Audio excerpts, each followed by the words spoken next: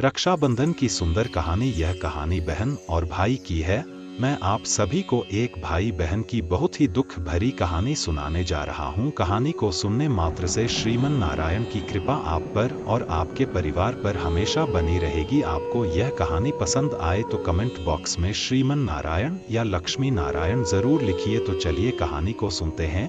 एक समय की बात है, एक गांव में एक ग्वाला अपनी बीवी बच्चों के साथ रहता। वह अपने इस छोटे से परिवार से खुश था। उस ग्वाले को भगवान की कृपा से एक बेटा और एक बेटी थी। वह ग्वाला था तो इसकी वजह से उसके पास बहुत सारे गाय और बछड़े थे। वह ग्वाला गायों को चराने के लिए जंगल में जाता था और गायों का दूध दही घी बेचकर ही अपने परिवार का पालन पोषण किया करता था। जितना भी वह ग्वाला कमाता था उसकी पत्नी उतने में संतुष्ट ही थी और अपने बच्चों का पालन पोषण कर रही थी। परंतु अचानक से ही एक दिन उनके ऊपर गाज गिरी। एक दिन उस ग्वाले की पत्नी बहुत बीमार पड़ गई। वह बीमारी उस ग्वाले की पत्नी पर ऐसे हावी हुई कि अचानक ही उसकी पत्नी की मृत्यु हो गई। अब ग्वाले के ऊपर ही अपने दोनों बच्चों की जिम्मेदारी आ गई। कहते हैं कि अगर पिता मर जाए तो माँ अपने बच्चों को सही तरीके से पाल लेती है, लेकिन एक पिता ऐसा नहीं कर पाता। उसी वजह से ही उस ग्वाले को भी बहुत परेशानी हो रही थी। वह गाय चराने के लिए जंगल में जाता था तो अपने बच्चों के लिए भोजन तैयार नहीं कर पाता था। बच्चे अभी छोटे थे। बेटी 13 साल की थी और बेटा 11 साल का था। फिर ग्वाले ने बच्चों के पालन पोषण के लिए दूसरी शादी कर ली। ग्वाले की दूसरी पत्नी भी घर आ गई, परंतु वह कुलीन थी। वह ग्वाले के बच्चों को बिल्कुल भी पसंद नहीं करती थी और वह उस ग्वाले के साथ प्यार का दिखावा करती थी, जिससे वह ग्वाला उस स्त्री के प्यार के जाल में फंस गया। वह ग्वाला दूसरी पत्नी के साथ खुश रहने लगा था। अब ग्वाला अपनी दूसरी पत्नी की ही सारी बात मानता था। समय बीतता गया, बच्चे बड़े हो जाते हैं। वह लड़का 16 साल का हो जाता है। उसकी दूसरी माँ लड़के को बिल्कुल भी पसंद नहीं करती थी। एक बार वह अपने पति से कहती है, आप क्यों गाय बछड़ों को चराने जाते हो? अब यह लड़का बड़ा हो गया है, अब से गाय बछड़े चराने यह लड़का जाएगा। अब वह लड़का जब अपनी सौतेली माँ के मुंह से यह बात सुनता है तो वह बेचारा लड़का रोज सुबह जंगल में गाय बछड़े चराने के लिए जाता और शाम को वापस आता। इधर वह लड़की भी बड़ी हो गई, घर का सारा काम करती, घर का खाना बनाती है और अपने भाई को अपने हाथों से खाना खिलाती है। वह लड़की भगवान शिव की बहुत बड़ी भक्त थी। वह भगवान शिव का रोज पूजा पाठ किया करती थी। वह दोनों भाई बहन एक दूसरे को बहुत प्यार करते थे और दोनों आपस में बातें करते थे। अब वह भाई अपनी बहन से बोला, बहन पता नहीं हमारे पिताजी को क्या हो गया है, वह अब हम पर बिल्कुल भी ध्यान नहीं देते हैं। जब से हमारी माँ की मृत्यु हुई है तब से हमारे दिन कितने कष्ट भरे हो गए हैं। तब उस लड़के की बड़ी बहन अपने भाई को समझाती हुई कहती है, तुम बिल्कुल भी चिंता मत करो, तुम्हारी बड़ी बहन है ना, तुम्हारे साथ जो कुछ भी होगा आगे देख लिया जाएगा। वैसे भी पिताजी अब सौतेली माँ के प्यार के मोह में पड़ गए हैं, इसलिए उन्हें कुछ दिख नहीं रहा है।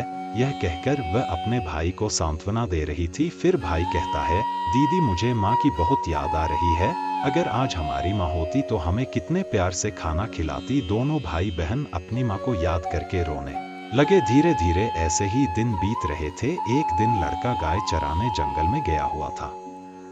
तभी अचानक से जंगल में लड़के को एक शेर मिल गया। अब लड़का दौड़कर एक पेड़ पर चढ़ गया। उस लड़के ने शेर से कहा, शेर भाई तुम मुझे क्यों खाना चाहते हो? तब शेर ने कहा, भाई मैं काफी दिनों से बहुत भूखा हूँ, मैं अपनी भूख मिटाने के लिए तुम्हें खाना चाहता हूँ। कि मैं तुम्हें ना खाऊं तो मुझे एक गाय या बछड़ा दे दो, उसे खाकर मैं अपनी भूख मिटा सकूं। तब पेड़ पर चने उस लड़के ने कहा, अरे भाई मैं अपनी बहन का इकलौता सहारा हूँ, उसे बस मेरी ही आस है, अगर तुम मुझे खा लोगे तो मेरी बहन की वह आखिरी आस भी टूट जाएगी और मेरी बहन तो रो रो कर मर ही जाएगी। मेरे पिता और सौतेली माँ जो हम दोनों पर बहुत अत्याचार करते हैं, मैं अपनी बहन की उम्मीद को टूटने नहीं दे सकता। अगर फिर भी तुम्हें मुझे खाना है या गाय और बछड़ा खाना है तो मैं अभी तुम्हें यह नहीं दे सकता, क्योंकि इसके लिए मुझे अपने माता पिता जी से पूछना होगा। तब वह शेर कहता है, ठीक है, कल तुम अपने माता पिता से पूछकर आना। फिर लड़का शाम को अपने घर गया और अपने पिताजी से कहने लगा, पिताजी आज मुझे जंगल में शेर मिला था। उसके पिता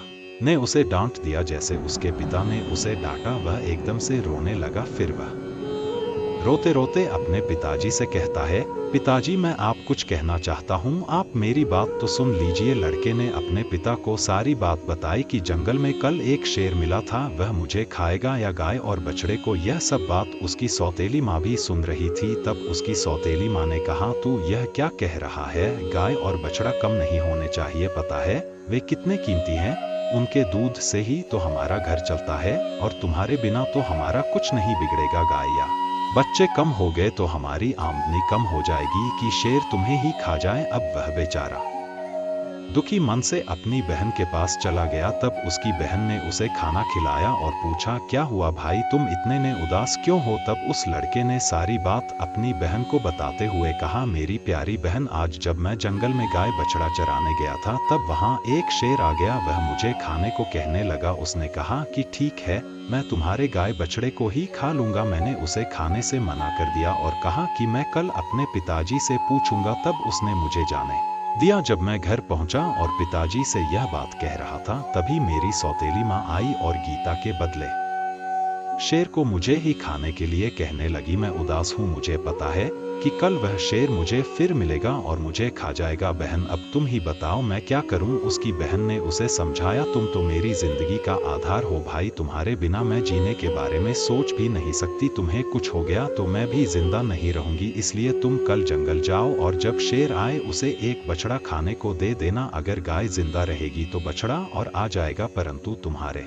जैसा भाई मैं कहाँ से लाऊंगी? और हाँ, मैंने सुना था कि पिता ने कहा था कि अगर शेर तुझे खा जाएगा तो पुत्र तो और भी हो जाएगा। अब भाई ने कहा, ठीक है बहन। दूसरे दिन वह लड़का जंगल में गया तो शेर उसका इंतजार कर रहा था। शेर ने कहा, कहो तुम अपने माता पिता से आज्ञा लेकर आए हो या मैं तुम्हें खाऊं? तब लड़के ने सारी बात शेर को बताई और कहा, मेरी बहन ने कहा है कि तुम एक बछड़े को खा लो। फिर शेर एक बछड़े को लेकर अपनी गुफा की तरफ चला गया और लड़का खुशी खुशी अपनी गाय चराने लगा। शाम को घर लौटने पर माता पिता गाय और बछड़े की गिनती करने लगे। एक बछड़ा कम था तो वे समझ गए कि लड़का शेर को दे आया है। इस पर वे दोनों बहुत गुस्सा हो गए और उसे मारने लगे। उसके पिता ने उसे डंडे से इतना मारा कि वह बेहोश होकर जमीन पर गिर पड़ा। उसकी बहन यह सब देख रही थी। बहुत गुस्सा आ रहा था, भाई को बिना किसी दोष के मारा जा रहा है, लेकिन वह कर भी क्या सकती थी? जब उसके माता पिता चले गए तब बहन अपने भाई को उठाकर कमरे में ले गई और उस पर पानी के छींटे मारने लगी। जब वह होश में आया तो उसे पानी पिलाया, खाना खिलाया और दोनों भाई बहन बहुत देर तक रोते रहे। फिर बहन ने कहा, भाई अब तुम्हारा यहाँ रहना खतरे से खाली नहीं है। मेरे पास माँ की एक निशानी, यह अंगूठी है, तुम यह अंगूठी पहन लो और यह घर छोड़कर चले जाओ। अगर तुम जीवित रहोगे तो मुझे उम्मीद रहेगी और हम कभी ना कभी जरूर मिल जाएंगे। कम से कम हम अलग होकर भी साथ तो रहेंगे। अब भाई को बहन की सारी बातें समझ में आ गई। उसने कहा, बहन तुम ठीक कह रही हो, लेकिन मैं तुम्हें यहाँ अकेले छोड़कर कैसे चला जाऊँ? हमारी सौतेली माँ तुम पर भी तो अत्याचार करती है। तब बहन ने कहा, भाई अगर तुम ठीक रहोगे तो मैं सब सहन कर लूंगी, लेकिन तुम यहाँ से चले जाओ। भाई अपनी बहन की बात मान लेता है। अब बहन एक धागा उठाती है और उसे अपने भाई की कलाई पर बांध देती। फिर वह बहन अपने भाई से कहती है, भाई यह मेरी निशानी है, जब भी हम मिलेंगे तो यह देखकर एक दूसरे को पहचान लेंगे। तुम यह धागा टूटने मत देना। अब भाई ने कहा, ठीक है। जब दोनों भाई बहन बातें कर रहे थे तो उनकी सौतेली माँ उन सबकी बातें सुन रही थी। तब वह मन में सोचने लगी, अच्छा यह बात है, अब मैं मजा चखा कर रहूंगी। जब वह लड़का और लड़की सो गए तो सौतेली माँ ने अपने पति से कहा, मुझे इस लड़के का मांस खाना है। पति ने कहा, ठीक है, अगर तुम्हारी ज्यादा इच्छा हो रही है तो मैं अभी इसका मांस लेकर आता हूँ। बाप स्त्री के मोह में था, इसी वजह से वह निर्दय बाप इतना कठोर हो गया कि उसने अपने बेटे को उठाया और बाहर ले गया। उसके बाद कुल्हाड़ी से उसके छोटे छोटे टुकड़े कर दिए। फिर वह टुकड़े लेकर अपनी पत्नी के पास आया और बोला, यह लो खा लो। तब उसकी पत्नी ने उन टुकड़ों की सब्जी बनाई और चावल बनाया। फिर उसने एक थाली अपने लिए और एक पति के लिए लगाई। तभी उसके मन में विचार आया, अरे उस बहन को कैसे भूल सकती हूँ? आखिर भाई बहन का बहुत गहरा प्यार था। अब इसमें इसे इसके भाई का मांस तो जरूर खिलाना चाहिए। सौतेली माँ ने बहन को बुलाया और एक थाली उसके लिए भी लगाई और कहा, खाओ। तब बहन सोचने लगी कि इतने यार से तो माँ ने कभी मुझे खाना नहीं दिया, जरूर कोई बात है। जब वह खाना खाने लगी तो बहन ने देखा कि थाली में वही उंगली आ गई है जिसमें वह अंगूठी थी जो उसकी माँ की निशानी थी और जिसे उसने अपने अपने भाई को दिया था। बहन तुरंत गई क्योंकि वह सुबह से अपने भाई को खोज रही थी, लेकिन उसे उसका भाई कहीं दिखाई नहीं दिया। अब उसका शक यकीन में बदल गया। वह रोने लगी और तुरंत वहां से उठकर अपने कमरे में चली गई। तब उसे बड़े बुजुर्गों की बात याद आई कि किसी इंसान की मुक्ति तब तक नहीं होती जब तक कि उसकी अस्थियां नदी में विसर्जित नहीं होती। उसने सोचा मेरे भाई की भी तो मुक्ति कभी नहीं होगी, यह लोग तो उसे मारकर खा गए। तभी उसने वह उंगली उठाई और चलते चलते नदी के किनारे पहुंच गई। वह बहन उंगली को अपने हाथों में लेकर जोर जोर से रोने लगी और भगवान शिव को याद कर रही थी। हे भगवान, आपके होते हुए ऐसा कैसे हो सकता है? मेरा भाई मुझसे कैसे दूर हो सकता है? मेरे साथ ऐसा नहीं होना चाहिए था, क्योंकि वह लड़की बहुत धार्मिक थी। रोज भगवान शिव की पूजा करती थी, सोमवार का व्रत रखती थी, भगवान से यही प्रार्थना करती थी कि हे भगवान, मेरे भाई की रक्षा करना। उस दिन भी वह रोते रोते कह रही थी, हे भोलेनाथ, मेरा इस संसार में कोई नहीं है। एक भाई था, उसे भी तुमने ले लिया। माँ को तो पहले ही छीन लिया था। अब मैं किसके लिए जीवित रहूंगी? मैं अब अकेले कैसे रहूंगी? अब मैं भी इस नदी में कूदकर अपनी जान दे दूंगी। फिर उसने वह उंगली नदी में डाल दी और भगवान भोलेनाथ से प्रार्थना करने लगी, हे भोलेनाथ, मेरे भाई को मुक्ति देना। वह जहाँ कहीं भी है, उसकी आत्मा को शांति मिले। जैसे ही वह नदी में कूदने वाली होती है, उसने देखा कि जो उंगली उसने नदी में डाली है वह तोता बनकर उड़ गया। नदी के पास एक पेड़ था, वह उस पर जाकर बैठ गया। फिर तोता ने कहा, बहन, तू क्यों दुखी होती है? मैं तेरा भाई हूँ। बहन, तुमने यह बहुत अच्छा किया कि तुमने यह उंगली नदी में डाल दी। इससे मेरी मुक्ति हो गई और मुझे तोते का जन्म मिल गया। बहन, तुम चिंता मत करो, मैं तोता बनकर भी तुम्हारी हर तरह से मदद करूंगा। हम दोनों आपस में बहुत सारी बातें किया करेंगे। यह देखकर बहन बहुत खुश हुई कि चलो, मेरा भाई मेरे साथ तो है, किसी भी रूप में सही। फिर बहन घर वापस आ गई। सौतेली माँ उससे सारा काम करवाती और बहुत खुश होती। वह मन ही मन सोचती कि चलो, अब इसका कोई भाई नहीं है, इसके भाई से तो पीछा छूट गया। लेकिन वह लड़की जल्दी से अपना काम पूरा करती और बगीचे में जा आती जहां उसका भाई उसका इंतजार करता रहता था। दोनों भाई बहन खूब बातें करते। वह अपनी बहन को अच्छे अच्छे फल खिलाता था। सावन का महीना चल रहा था। लड़की सावन के महीने में पूजा पाठ करती थी। सावन सोमवार का व्रत रखती थी और पूजा पाठ करने के बहाने ही वह बगीचे में जाती थी। भाई ने बहन से कहा, बहन, तुम चिंता मत करना। यदि माँ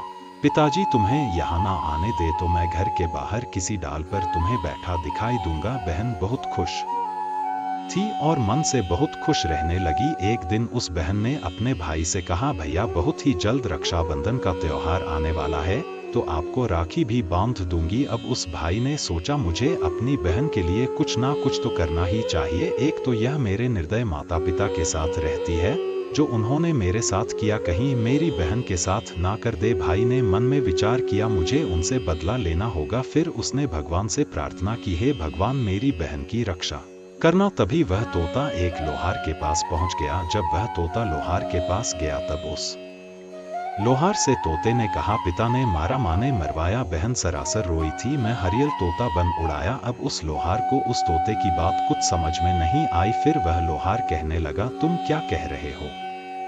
मुझे तो कुछ भी समझ में नहीं आया। फिर उसने वही दोहराई, पिता ने मारा, माँ ने मरवाया। बहन सरासर रोई थी। मैं हरियल तोता बन उड़ाया। तोता को बोलता हुआ देखकर उस लोहार को उसकी बातें सुनने का मन हुआ। वह कहने लगा, हे तोते, तुम मुझे खुलकर बताओ, तुम क्या कहना चाहते हो? तब तोते ने सारी बात लोहार को बताई। लोहार तोते की बात सुनकर कहता है, हे स्वान, तुम्हारी तो जिंदगी बहुत ही दुख भरी है। यह सुनकर मुझे रोना आ रहा है। तुम बताओ, तुम मुझसे क्या चाहते हो? अगर तुम चाहो तो मैं तुम्हारे लिए अपनी जान भी दे सकता हूँ। तब तोते ने कहा, मुझे कुछ नहीं चाहिए, बस तुम मेरे लिए एक ऐसी कटार बना दो जो तलवार से भी तेज हो। लोहार ने कहा, ठीक है भाई। फिर उस लोहार ने तोते के लिए कटार बनाई। जब वह कटार बन गई तो तोते ने कहा, इस कटार को मेरे पंखों में छुपा दो। लोहार ने कटार को तोते के पंखों में छुपा दी। वह तोता वापस पेड़ पर आ गया। उसने अपनी बहन को कुछ नहीं बताया। उसकी बहन उससे मिली बातें की, साथ में भोजन किया और वह घर वापस चली गई। अगले दिन वह तोता एक सोनार के पास गया और तोते ने सोनार से भी वही बातें कही। बाप ने मारा, माँ ने मरवाया। बहन सरासर रोई थी। मैं हरियल तोता बन उड़ा। सोनार ने कहा, तुम क्या कह रहे हो, मुझे कुछ समझ में नहीं आ रहा है। वह फिर से वही कहने लगा। सोनार को भी उसकी बातें जानने की इच्छा हुई कि यह क्या कहना चाहता है। सोनार ने तोते से कहा, तुम मुझे सीधे सीधे बताओ, तुम क्या कहना चाहते हो। तोते ने सोनार को भी अपनी सारी बात बता दी। सोनार भी तोते की बात सुनकर बहुत दुखी हुआ। सोनार को उससे बहुत हमदर्दी हो जाती है और सोनार भी उसकी बातें सुनकर रोने लगता है। फिर सोनार कहता है, बताओ मैं तुम्हारी क्या मदद कर सकता हूँ। तब तोते ने कहा, भाई रक्षाबंधन आने वाला है, मैं अपनी बहन को सोने के कुछ गहने देना चाहता हूँ, तो तुम मेरी बहन के लिए गहने बना दो। तोते की बात सुनकर सोनार ने कहा, बस इतनी सी बात बताओ, क्या क्या बनाना है। फिर सोनार ने उसकी बहन के लिए कुछ गहने बना दिए। फिर क्या था, तोते ने उसे बहुत धन्यवाद दिया और कहा, भाई तुम यह गहने मेरी गर्दन में डाल दो। फिर सोनार ने वह गहने उसकी गर्दन में डाल दिए। फिर तोता उड़कर उसी पेड़ पर आ गया जिस पेड़ पर वह रहता था और उस पेड़ के कोटर में वह गहने रख दिए। धीरे धीरे समय बीतता गया। फिर रक्षाबंधन का त्योहार भी आ गया। उसकी बहन उसको राखी बांधने आई। दोनों भाई बहन बहुत खुश हुए। तोते ने सारे गहने अपनी बहन को दे दिए। गहने पाकर बहन बहुत खुश हुई। फिर उसने पूछा, भाई तुम्हारे पास यह गहने कहाँ से आए। तब तोते ने कहा, मेरा एक सोनार दोस्त है, उसने मुझे बना कर दिए हैं। फिर बहन खुशी खुशी घर चली गई। जब तेली माँ ने उसे गहने पहने हुए देखा तब वह जल भुन गई और उसे मारते हुए बोली, यह गहने तू कहाँ से चोरी करके लाई है। तब उसने कहा, माँ मैंने यह गहने कहीं से चुराए नहीं है, यह तो मेरे भाई ने मुझे दिए हैं। जो एक तोता है वह सौतेली माँ को पूरी बात नहीं बताती है कि उसका भाई ही तोता बन गया है। उसने कहा, एक तोता है, वह मुझसे बातें करता है और मैंने उसे अपना भाई बना लिया है, उसी ने मुझे यह गहने दिए हैं। तब सौतेली माँ सोचने लगती है कि ऐसा कौन सा तोता है जो इसका भाई बन गया है। जैसे तैसे तो एक भाई से मैंने पीछा छुड़ाया है, अब यह दूसरा भाई कहाँ से आ गया। फिर दूसरे दिन उसकी माँ उस तोते को ढूंढने जंगल में जाती है। तभी उसे वही तोता दिखाई पड़ता है। वह तोते को पकड़ने की कोशिश करती है लेकिन तोता उसके हाथ में नहीं आता है। जब वह सौतेली माँ थार कर वहां बैठ जाती है तब कुछ देर बाद फिर तोते को पकड़ने की कोशिश करने लगती है लेकिन तोता उसकी पकड़ में नहीं आता है। वह सोचती है कि कैसे भी करके मैं इसे पकड़ लूं और मार दूं, इसे ज्यादा भाई बनने का शौक है। वह सुबह से शाम तक तोते को पकड़ने की कोशिश करती रही लेकिन वह उस तोते को नहीं पकड़ पाती है। फिर वह थार कर घर आती है तो उसका सारा गुस्सा उस लड़की पर निकलता है, सारे गहने भी छीन लेती है। वह बहन अपने भाई तोते से मिलने जाती है। तोता कहता है, जो गहने मैंने तुम्हें दिए थे वह कहाँ है। तब बहन कहती है, भैया वह गहने तो माँ ने छीन लिया है और मुझे बहुत मारा पिटा भी है। अपनी बहन की यह बात सुनकर उस तोते को बहुत गुस्सा आता है और वह कहता है, बस अब इनके पाप का घड़ा भर चुका है, अब इनको सजा मिलनी ही चाहिए। फिर वह तोता उस घर के बाहर एक पेड़ की डाल पर बैठ जाता है और इंतजार करता है कि उसके माता पिता कब बाहर निकले। वह लड़की बाहर कुछ काम कर रही थी तो उसकी माँ किसी बात पर उसे डांट रही थी और उसे मार भी रही थी। तभी उसका पिता भी बाहर जाता है और लड़की को मारने लगता है। यह सब वह तोता पेड़ पर बैठकर देख रहा था। उससे यह सब देखा नहीं गया और वह अपने सौतेली माँ और बाप पर झपट पड़ा। उसके पंखों में जो कटार थी उसने उन दोनों की आंखों में घुसा दी। अब वह दोनों अंधे हो गए और तड़पने लगे। फिर उसने अपनी चैत से कटार उठा ली और उन पर वार कर दिया। फिर दोनों जमीन पर गिर पड़े। तोते ने कहा, तुम दोनों ने बहुत पाप किया, मैं तुम दोनों को नहीं छोड़ सकता। तब वह दोनों कहते हैं, तुम्हारा हमसे कौन सा बैर है, हमने तुम्हारा क्या बिगाड़ा है। तब तोते ने कहा, तुमने तो मुझे मारकर खा लिया और पूछ रही हो कि तुम्हारा मुझसे क्या बैर है। फिर वह दोनों तड़प तड़प कर मर जाते हैं। तब तोता अपनी बहन से कहता है, चलो बहन अब हम यहाँ नहीं रहेंगे, अगर यहाँ रहेंगे तो हमें अपने दुख याद आएंगे, हम उनको कभी भूल नहीं पाएंगे और दुखी रहेंगे। तो उसकी बहन कहती है, हाँ भैया अब हम यहाँ नहीं रहेंगे, अब हम किसी ऐसी जगह रहेंगे जहाँ कोई हम दोनों को अलग ना कर सके। फिर वह वहाँ से चले जाते हैं। चलते चलते एक मंदिर में पहुँच जाते हैं जो शिव जी का होता है। तो कहता है, बहन इससे अच्छी जगह हमें कोई और नहीं मिल सकती। अब दोनों भाई बहन उस मंदिर में रहने लगते हैं। बहन तो पहले से ही शिव जी का पूजा पाठ करती थी, सोमवार का व्रत रखती थी। अब तोता भी पूजा पाठ करता है। पास में ही एक सरोवर था, उससे अपने पंख गीले करके लाता है और शिवलिंग पर जल चढ़ाता है। लड़की भी भगवान शिव और मां पार्वती की पूजा करती है। ऐसे ही दिन बीत रहे थे। उसकी सच्ची भक्ति को देख एक दिन मां पार्वती ने भगवान शिव से कहा, हे स्वामी, देखिए कितने दुखिया बहन भाई हैं, इनको देखकर मुझे रोना आ रहा है। यह कितने तन मन से आपकी सेवा करते हैं, आपको इनका दुख दूर करना चाहिए। देवी पार्वती की बात को सुनकर भगवान शिव कहते हैं, हे देवी पार्वती, यह तो संसार सागर है, हम किस किस का दुख दूर करेंगे। लेकिन पार्वती मां हट करने लगी और कहने लगी, नहीं स्वामी, आपको इन दोनों का दुख दूर करना ही होगा। तब भगवान शिव देवी पार्वती के हट के आगे मान जाते हैं। दोनों भाई बहन भगवान शिव की पूजा कर रहे होते हैं।